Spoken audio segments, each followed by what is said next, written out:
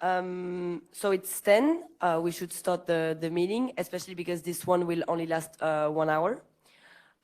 So dear colleagues, dear member of the Commission, welcome to this fifth IMCO meeting. Today is also a debrief from the trilogue we had yesterday. So yesterday, just to remember you, yesterday we had a technical trilogue in the morning, and we had a second trilogue in the afternoon that was hosted by the council. So this meeting is going to look a bit like the one from last time, but with a different content. So first before that, I will have a little reminder and clarification on the transparency register, and then we'll move on to the trilogue debrief by our rapporteur. Then we'll have comments and questions for from our shadow rapporteur. Then we'll open the floor again to all of the MEPs in the room to ask questions to the rapporteur. Please, then again, the question needs to be related to the topic, to the trilogue and the text. We'll have a small, intervention from the Commission, and then that's it. So let's move on to the, as usual, the adoption of the agenda, the votes on the minutes. Who is against the agenda? Thank you. So the agenda is adopted. Also on the minutes, you know that you can see the minutes from last IMCO meeting on our website. Who opposed on the minutes? Thank you. So the minutes are adopted.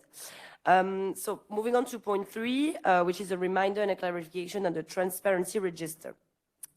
It was brought up to our attention by Mr. Passo from the left group that someone on the transparency register indicated that they met with the USA on the 16th of January at 6 p.m. in the courtyard of the library. That's all the information that we have, because unfortunately we don't have the name, we don't have any name of any MEP that met with the USA. So we would greatly appreciate it if you kindly let us know who it was. If you can please come forward. That's a bit what we expected. So we don't want to, that's the thing, we don't want to expose anyone in this IMCO committee. We'll consider that it's a mistake and that someone forgot, which happens. We all do mistakes. We all forget some stuff sometimes. Please make sure to modify the documents. Unfortunately, Mr. Basso, I can't do more than that. I can't force anyone to speak. So I can, then again, kindly remind them to indicate all the relevant information on the transparency register. And we will not stop there because we will really look at the transparency register. And if it's not modified, we will then again talk about it in the next IMCO for sure. No worries. So thank you all for your collaboration. We can move on to point 4 of our agenda, which is the trilogue debrief by the rapporteur, Ms. Heischen-Blekener.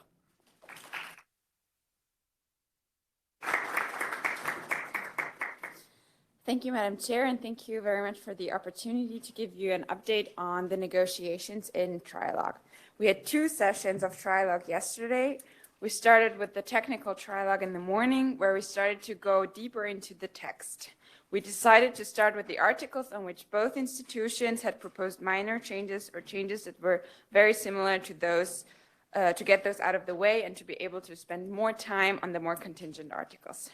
Particularly, we spent the morning session discussing the changes on Articles 9, 11, and 15.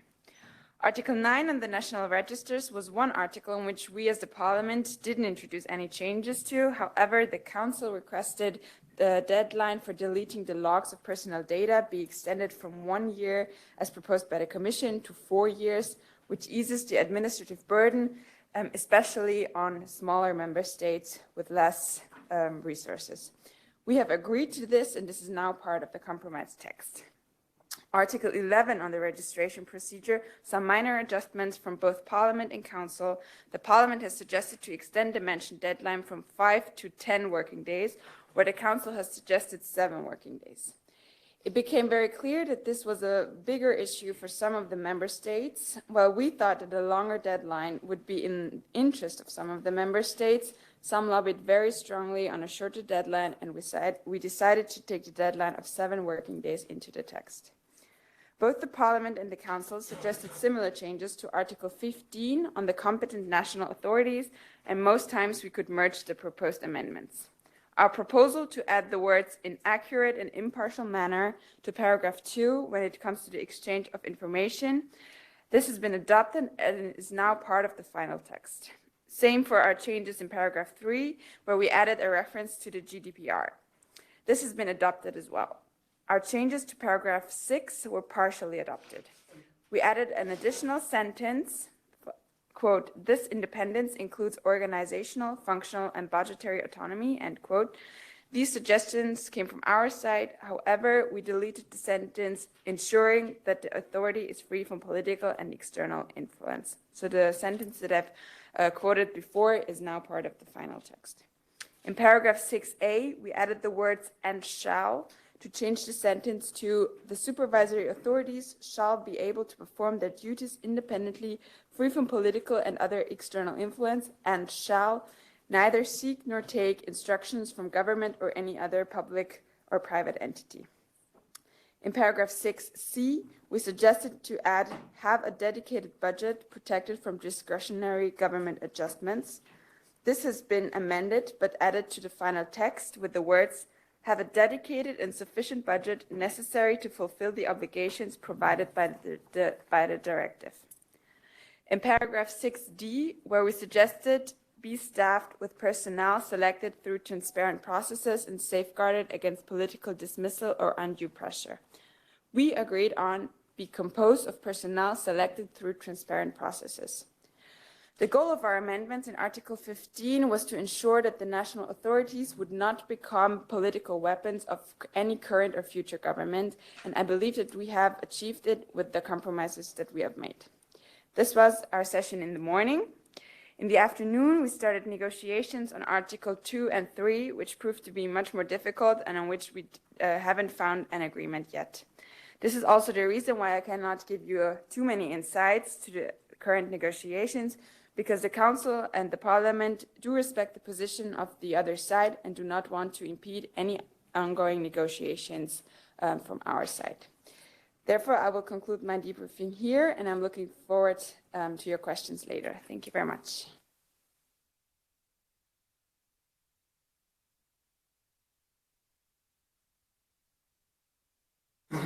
Thank you to the rapporteur.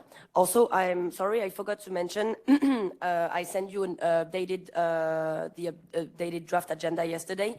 This meeting will only last 1 hour, as the rapporteur and the shadow rapporteur have to go to technical trilogue this afternoon. So that's why we want them to be prepared and ready for another technical trilogue. So now, sorry, moving on to the comments of every shadow rapporteur.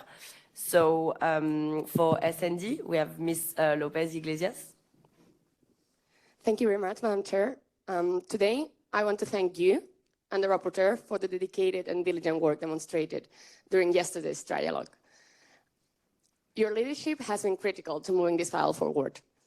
Although slow, the discussions achieved progresses on several key points. And in addition to what the rapporteur already mentioned, one of the main achievements was securing the inclusion of the digital realm during the definition of interest representation activities. Online platforms increasingly shape public opinion. Consequently, we must create legislation that addresses today's realities and anticipates future scenarios. Making explicit digital dimension in the directive scope is essential in a rapidly evolving political and technological environment. However, the most challenging parts of the negotiations are still ahead, and there are key points where we must hold firm. For example, the Council has proposed allowing member states to exempt specific religious organizations from falling under the scope of this directive, based on their constitutional traditions. This is not acceptable for the S&D Group. During the compromise amendments negotiations, these kind of exemptions were explicitly excluded, and for a good reason. This differentiated treatment seems designated to allow institutions like the Catholic Church, headquartered in the Vatican City, to avoid registering their lobbying activities, even when they actively attempt to influence legislation. We firmly believe that transparency must apply equally to all entities, regardless of their cultural or religious affiliations. If an organization seeks to influence public decision-making, it should register, just like any other. Fairness and consistency demands nothing else. Looking ahead, discussions about the supervisory group will likely dominate future meetings. We must recall that the importance of the supervisory group ties directly to the broader discussions around Article 4 on harmonization. If the Council maintains its stance of limiting the directive to minimum harmonization, then the supervisory group becomes an essential safeguard. It is the bare minimum to ensure that member states hold each other accountable and prevent uneven application of the rules. Without this mechanism, there is a real risk of politicizing registers, undermining the very purpose of the directive. This amendment has faced online criticism from the far right, who claim that its name choice is overly bureaucratic. However, it is worth noting that during the negotiations of the compromise amendments, the Patriots rapporteur failed to offer any alternative naming suggestion. Maybe, instead of spending time creating mediocre memes on Call Sky, you could focus your energy on defending the compromise amendments in which you actively participated. This is a moment for cooperation, not playground shows. Thank you very much.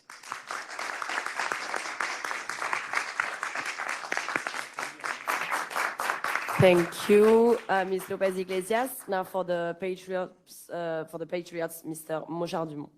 Thank you. Thank you, dear colleagues, dear citizens of the people of Europe. I must thank the rapporteur first for her great determination, and also the other shadows for their determination in defending the text in the trilogues, also in the face of a very aggressive and shocking Commission.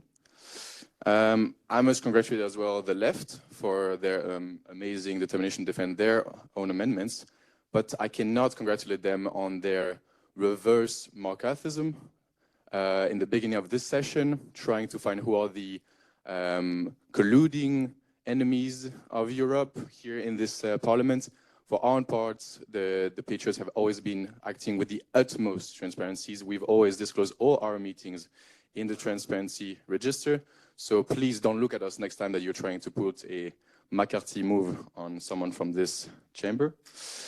But I must still congratulate the rapporteur, but not the shadow again for just not being constructive enough. We've acted also with a lot of transparency in the trilogues. I had a point to defend our group to raise in accordance with the rules in support of a council's position, but I disclosed it to the rapporteur that I was going to raise in favor of the council's position, and I said that she was in the utmost right to refuse my participation, and she did so. What does she want more?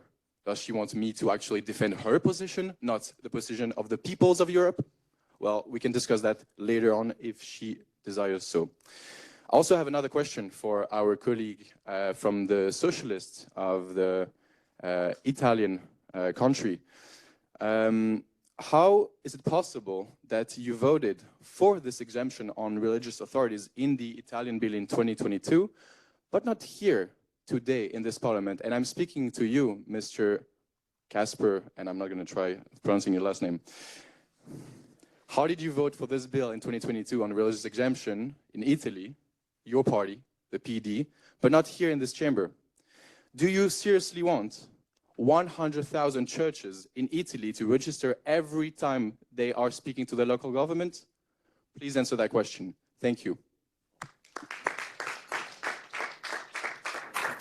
Thank you. Now for ECR, Mr. Renaud de Souza.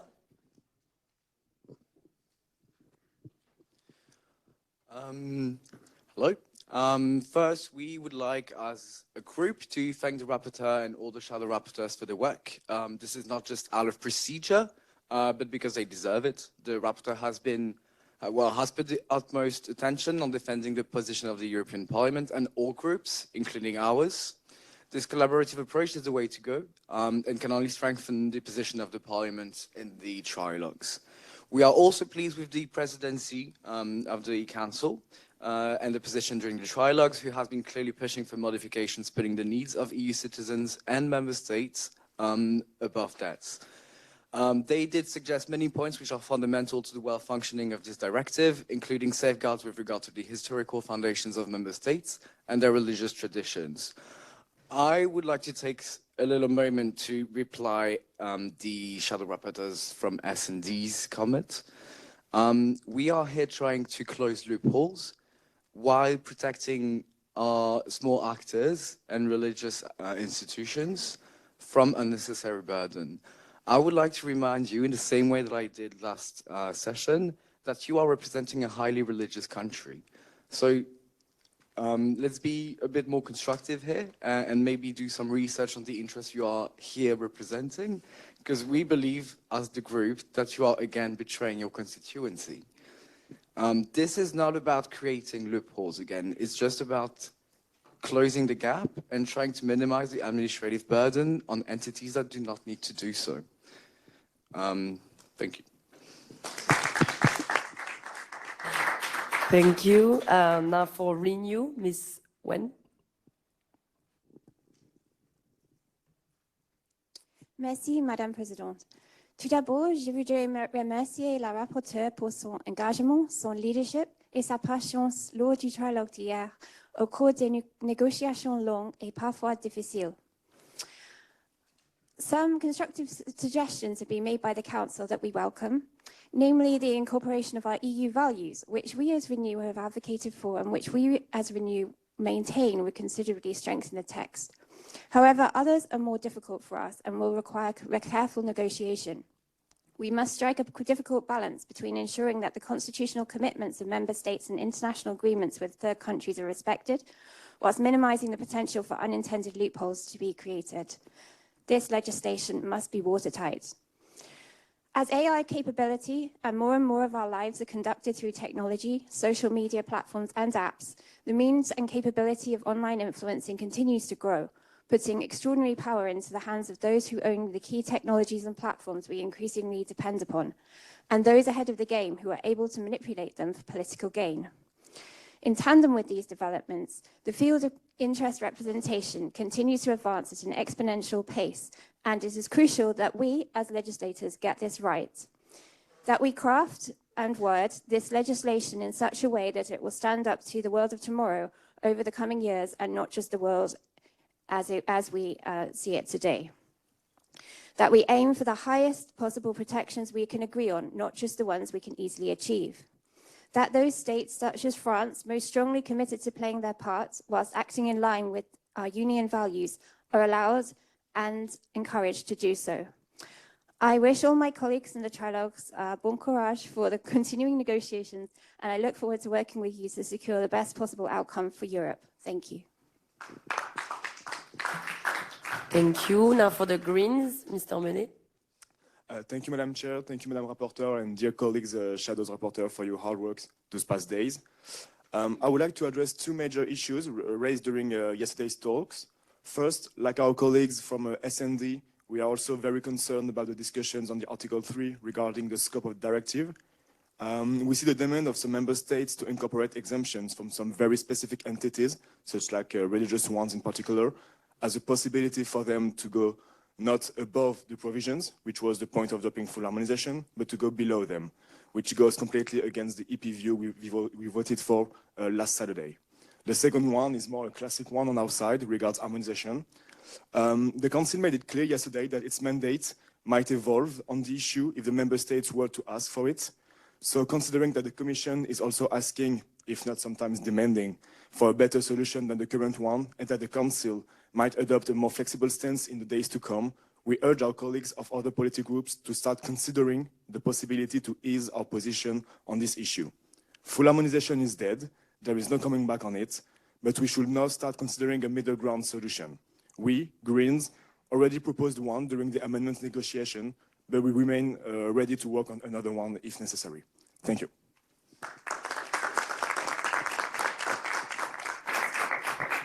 And now for the left, Ms. Naka. As always, I would like to thank the IMCO Secretariat, Madam Rapporteur, and my fellow colleagues. The Rapporteur and Shadows have been quite exhaustive in commenting on the ongoing trilogues, and therefore I will try to keep my comments brief. I would like to touch upon our discussions on Article 215 and Article 3.1.c concerning large entities. Yesterday's trilogue heralds a hopefully collaborative stance of the Council, whose inclusion of provisions on core funding aim to address the very same loopholes that we identified in this committee. Now, while no agreement has been made yet, I am hopeful that we can reach a consensus on this point and ensure more transparency in interest representation services, directly or indirectly funded by third countries. Now, to the more contentious points and comments on the trilogues. Discussions on Article 2 concerning the exclusion of union officials by the Council are a great concern, as the core of the directive is to ensure transparency across the Union. In this vein, I'd like to thank the Shadow Rapporteur from the Patriots for his comments. However, I suggest that he take the intentions of this directive very seriously, as it is not the left that is eating from the palm of third country billionaires that will remain nameless at this time. Evidently, the need for more transparency is an ongoing and systemic problem. We have seen transparency issues in the Commission and in the Parliament, transparency issues that have been rightfully highlighted by my colleague from the left. Such exclusions do not respect the foundations of this directive and raise serious and ongoing concerns about the intentions of these institutions to safeguard European citizens. I hope that we can work collaboratively to address these. Thank you. So thank you all for your comments and for the question that you raised. Now we can open the floor to questions for MEPs.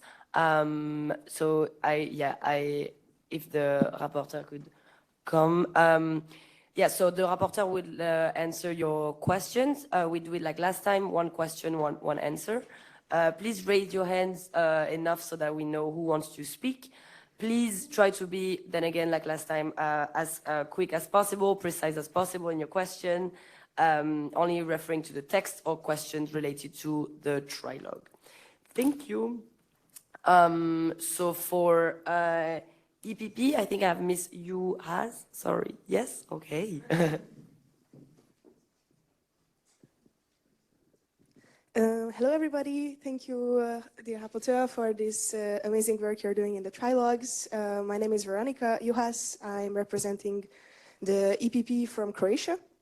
And there has been a lot of talk in town about the religious exceptions to the directive. And in the last plenary, you addressed some of the more philosophical problems related to this. But now I want to focus more on the practical aspects in my question. Because today, Mr. Renaud de Souza of the ECR claimed that religious exceptions would not lead to loopholes. However, this is in fact a real danger. And therefore, I wanted to ask about the kind of practical consequences and practical dangers of creating religious exceptions, be it loopholes or something beyond that. What are your thoughts on this issue? Thank you.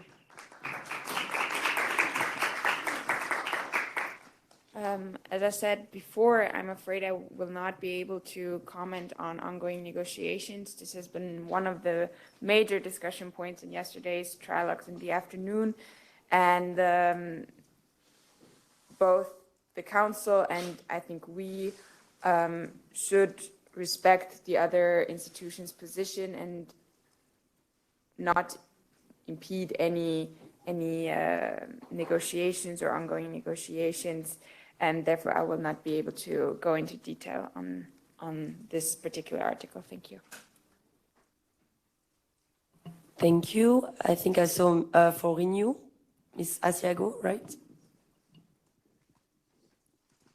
Good morning, everyone, and thank you very much, Rapporteur and Shadows, of course, for the work that you're doing in giving us an update. I think I'm going to start with a comment.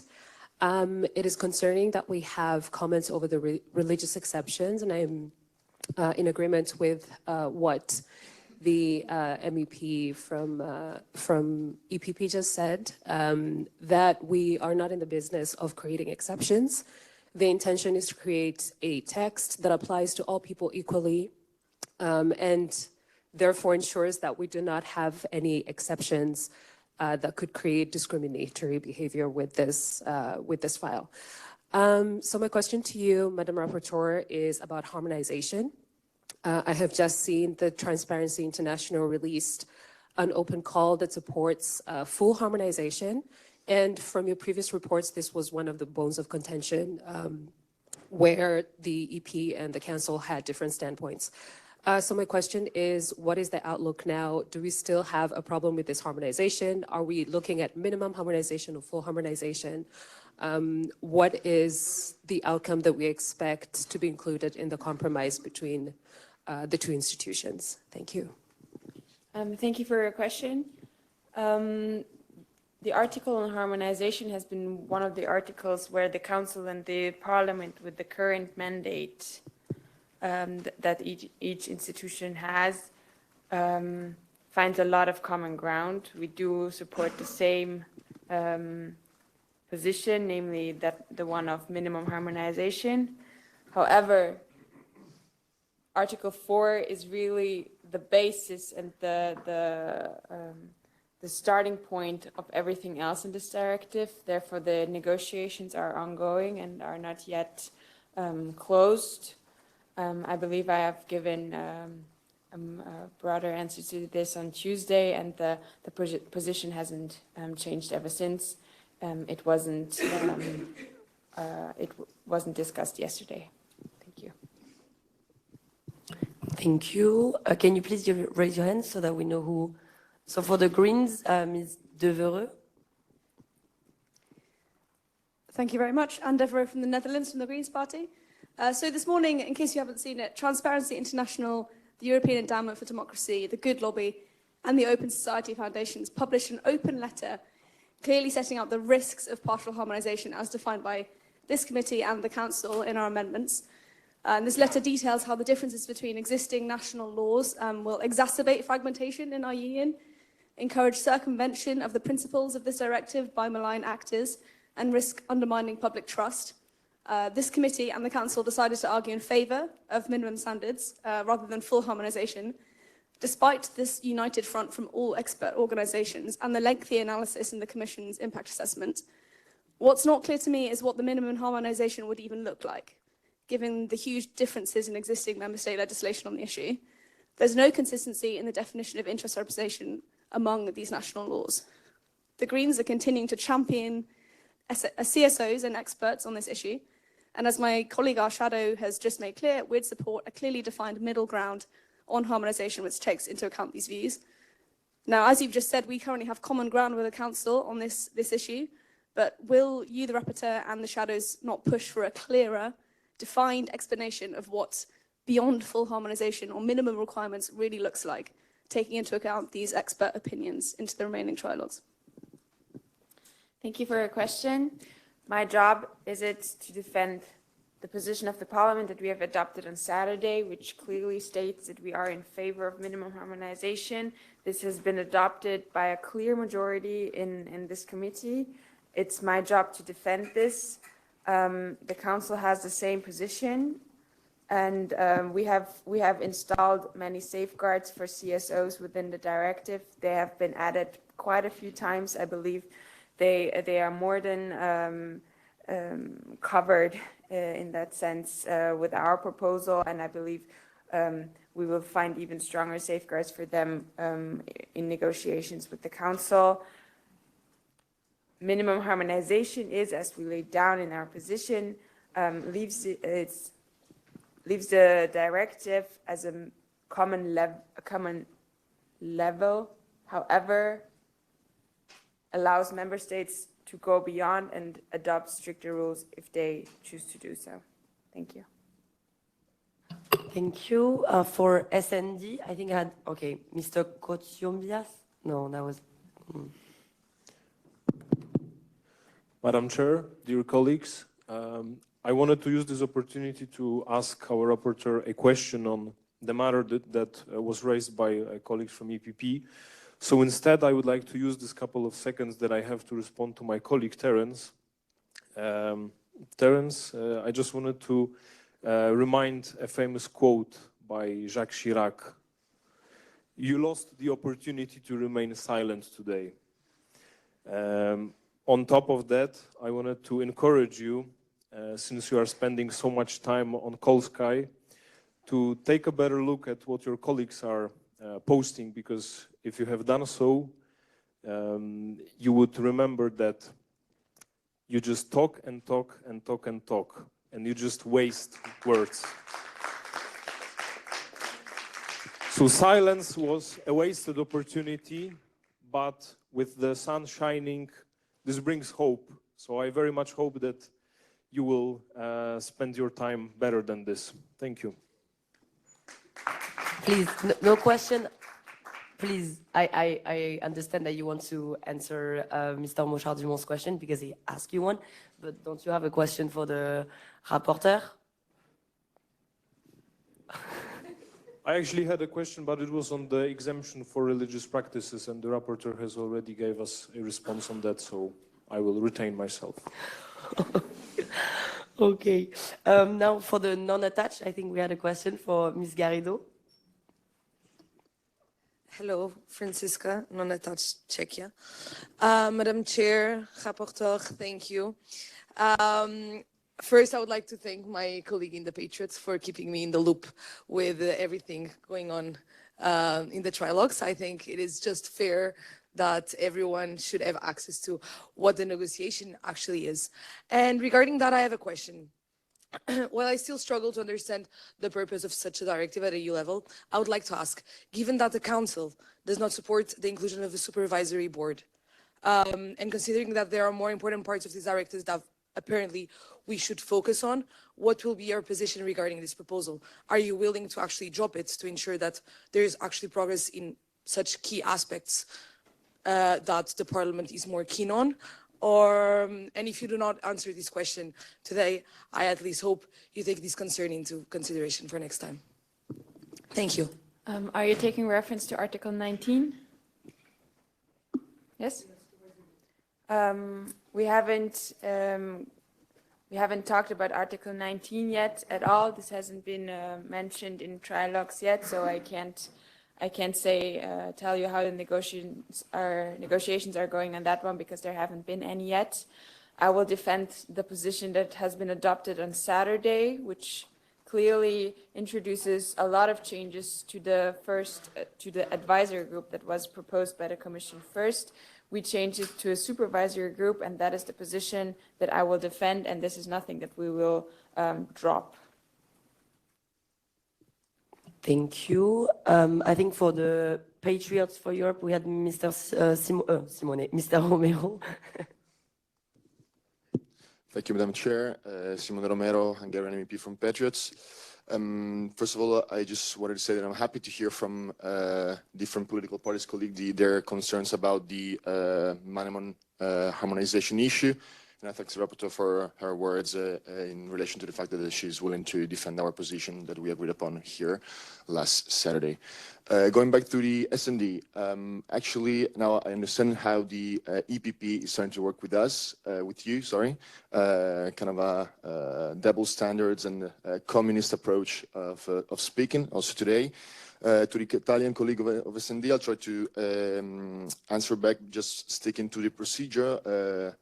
Terence is a rapporteur, so he has the right to talk, actually, and you have nothing to do with that. And not mentioning your national position on the religious aspect.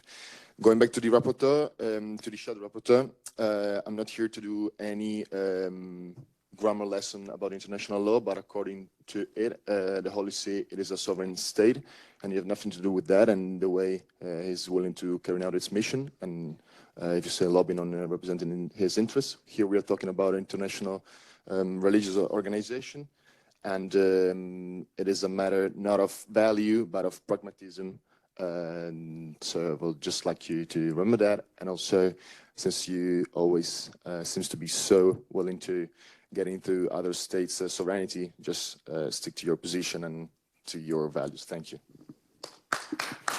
Okay, little reminder, again, because I have to repeat myself several times. I understand that because Mr. Mochard-Dumont mentioned directly an MEP from SND, he had the right to respond. Now it's not the time, so we can consider that done. It's not the time for a response and debate between the two of you. You can grab a coffee after that, I don't care. Now it's question to the rapporteur. Yeah, you can do that. But Mr. Dumont asked a question, he responds, dot. Now it's question to the rapporteur. So next time, if you want to debate, it's outside for the specific question. If you have an issue with one MEP especially. Okay, so now we have for, EPP, Uzola, I think. Miss Uzola, yeah. Thank you. Thank you, Madam Chair. So my name is Anne Juusola. I'm from the EPP group and I'm presenting Greece here. And of course, many thanks, dear Anna, for briefing us about the ongoing trilogue and for everyone who's involved in these negotiations. In your briefing, you gave us many valuable insights on the cooperation with the Council, the Member States. But how has the cooperation been with the Commission in the trilogue? Originally, their proposal had a very different position on harmonization, and there are some rumors that the Commission would still be very active on this. Thank you. Thank you. For SND, Mr. Loukatis. Wait, can I answer? Oh, sorry, my bad. I will have a very short answer to this. It is difficult to negotiate with an institution that doesn't know its own position. Thank you. Okay.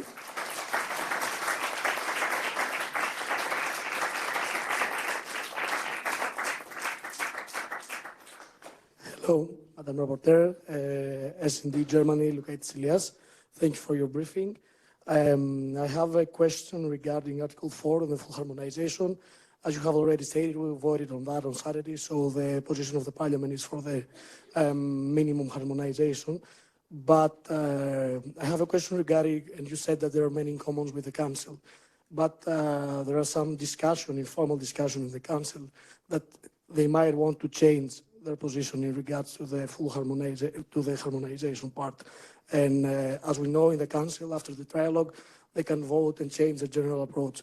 So what would be the reaction of you as a rapporteur that you represent the Parliament, to protect our position? Thank you. As you said yourself, the Council might change their position. The only thing we can do is work with the position that they are representing right now. I don't make any assumptions about any future positions that the Council might take or might not take. They have a clear mandate right now, which they are defending, and so do we. And these are the positions that we are defending in trilogue. And both the Council and the Parliament right now are defending minimum harmonization. Thank you. For the left, we have Mr. Passo. Thank you, Madam Chair. Benjamin Passo, the left, Sweden. Last time, Madam Rapporteur, I questioned you about legal basis, and you didn't mention again in your introduction. And to be honest, I do not understand the process during trilogue, because how can you discuss about all the article of the directive without discussion about the legal basis? So yeah, I'm very astonished. So my question will be very simple. Do you think this question will be raised before the plenary session? And thank you, Madam Rapporteur. Just that's an formal invitation for Mr. Dumont for coffee just after to explain him the rules of his house and how it's work. Thank you. Thank you very much. As you know, the Parliament hasn't adopted any amendments to the legal basis, and to my knowledge, neither has the Council. So we are both in line with the proposal by the Commission, which sees Article 114 TFEU as the legal basis of this directive. There haven't been any discussions on it because there haven't been any suggested changes to the legal basis. Thank you. For ECR, Ms. Lombardi.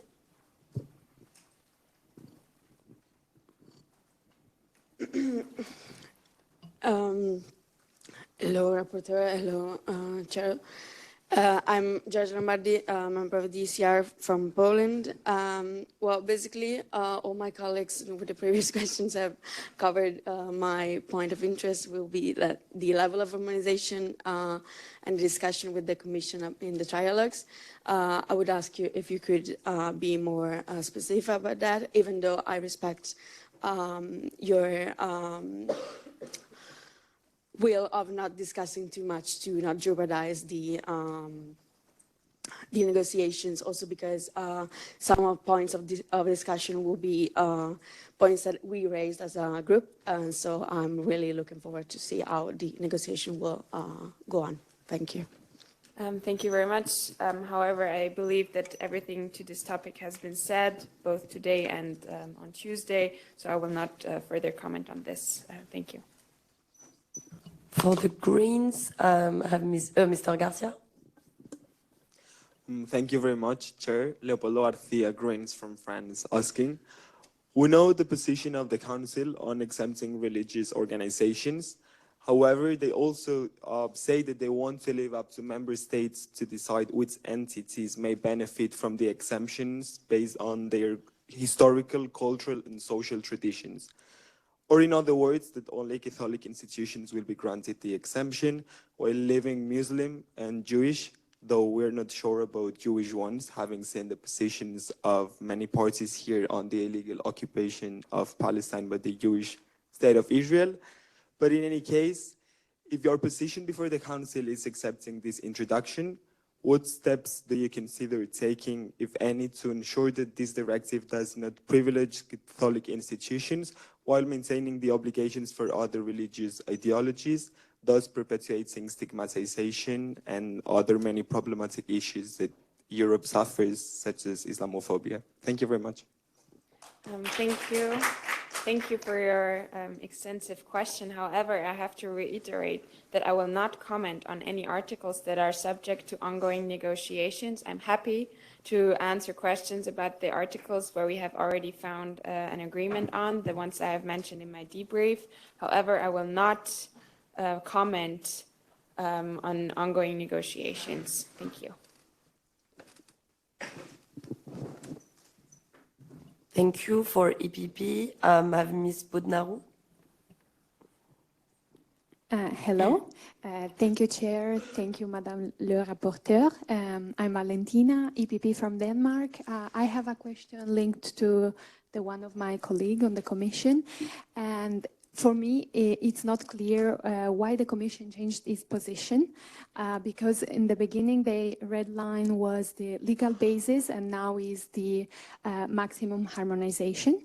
And do you think that the Commission take this negotiation seriously? Because the facts, the circumstances today suggest otherwise. Thank you.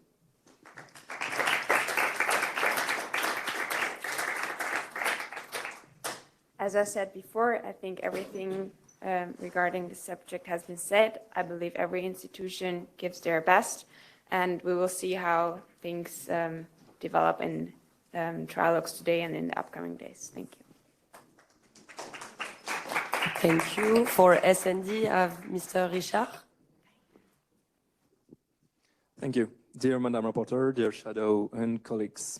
I will join my colleague Anne Devreux on this because you answered to her very directly, and I think you need to hear it once again. Listening to civil society is not and should never be just a one-time deal. We put it in the report and that's it. No. This is not only Swedish of me to think that, but also a deeply shared concern amongst our S&D group and other political group, as you can see. The more we advance, the more member states are driving everyone's attention to their own needs and requirements. the more we're heading towards uneven playing fields, even debating on ceilings and exceptions. The more we create the forum for entities we want to supervise to shop, and the more the risk of additional burdens for CSOs increase.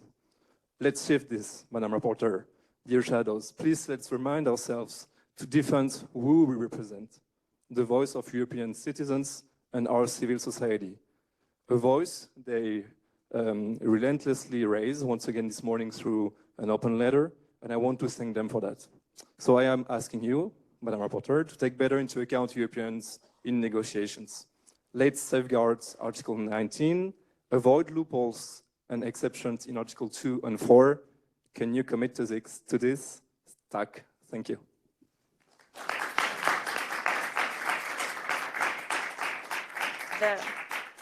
The position and the report that we adopted on Saturday is not just any report, it is the position of the Parliament that I will have to defend in trilogues.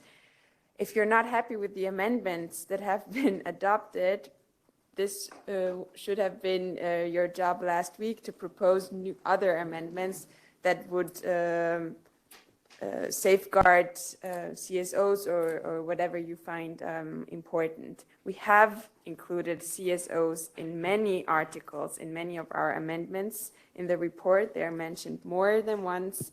And what happens in trilogues are negotiations between the Council and the Parliament. We represent the voices of the EU citizens, and the Council represents the EU member states.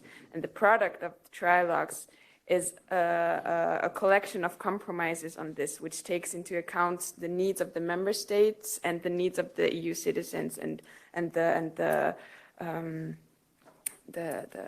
suggestions both institutions have made. So the articles that you mentioned have either not yet been discussed or are still subject of ongoing negotiations, on which I will not comment. Thank you. Thank you. For ECR, I have Mr. Sezgin. No? Okay, then Mr. Lucas Maillet de Maisonneuve. Thank you for the opportunity to speak. Thank you, Madam Chair, Rapporteur, colleagues. What I'm here to say today is I was elected because the people of Romania were sick of the bureaucracy created by your group and by the SND. Now, I want you to honor the position of the parliaments. Seeing as the vote was very tight, we cannot go forward like this. We don't want the supervisory council. We've spoken to the council. They're not okay with it. Now, it is your role today to get this legislative file to the end. So please stop with this negotiation, the parliament, this is what we represent, this is what we came forward with. It wasn't a clear majority, okay? So you need to step back on your position, you need to change it so that we have a deal in the trilogues, because it's taking time and time and time. And the people of Romania are asking me, what are we doing with this file? We're sick of this bureaucracy, this paperwork that keeps on taking time. Just get it done. That's all we need today. Thank you.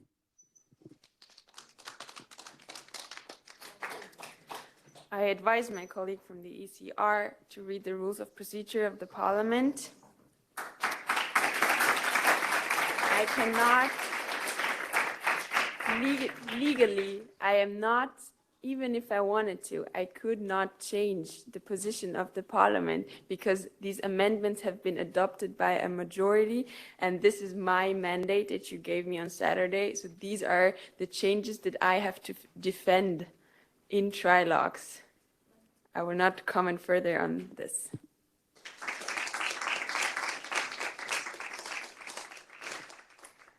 Thank you. And that will be our last question by ECN, I think, Ms. Mardignan.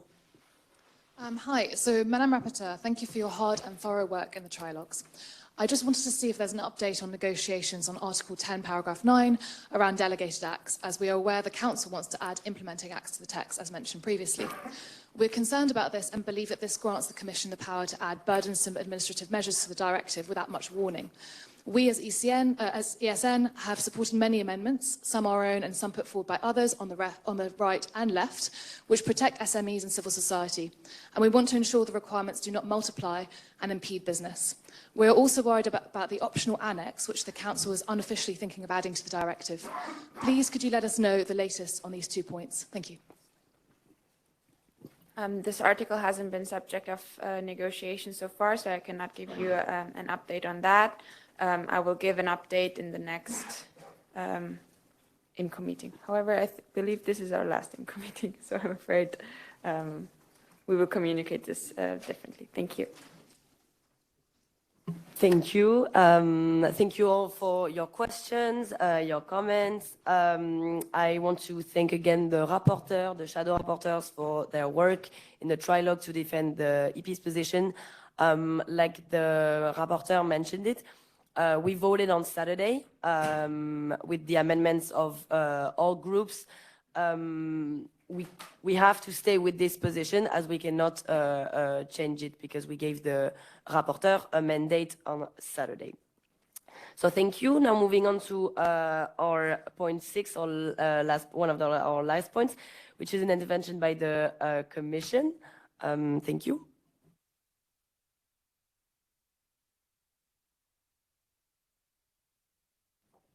Good morning, everyone.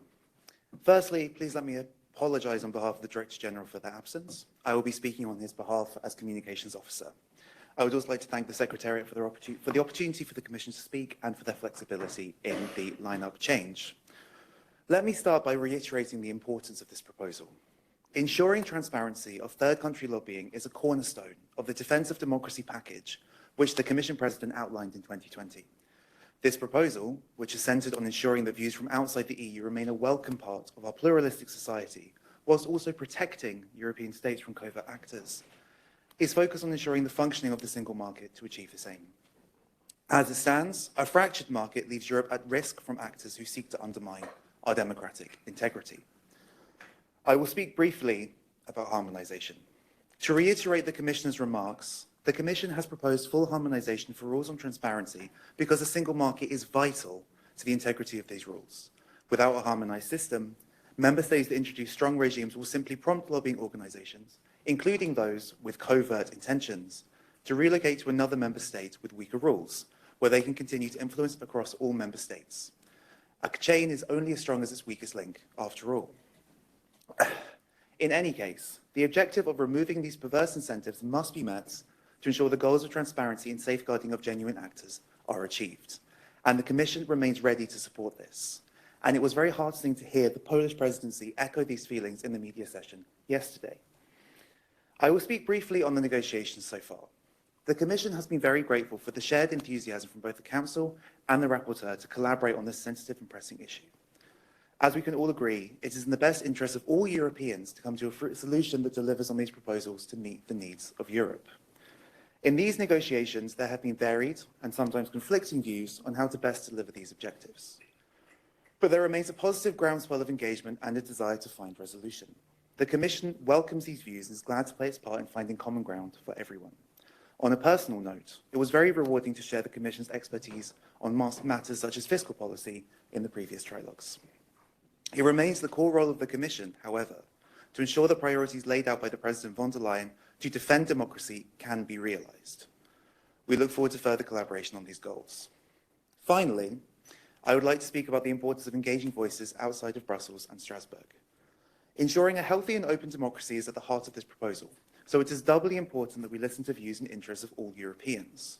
I would invite all parliamentarians to read the open letter shared by Cecilia Longo and colleagues this morning, and already mentioned in this session, on their strong and reasoned views on the importance of full harmonisation, including reducing fragmentation, minimising loopholes, and building public trust.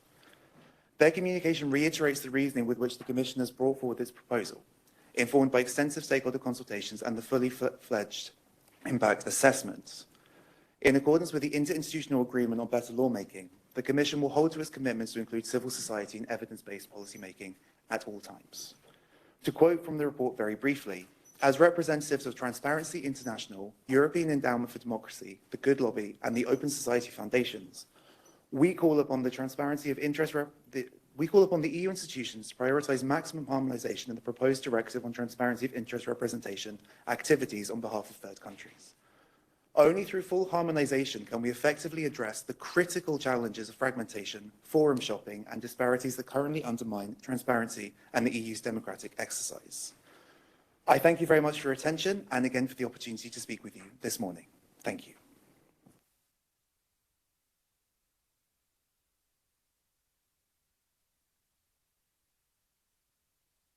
So like I said, this meeting is going to end sooner because so the next step are for the shadow rapporteur, the rapporteur, to go to a technical trilogue this afternoon.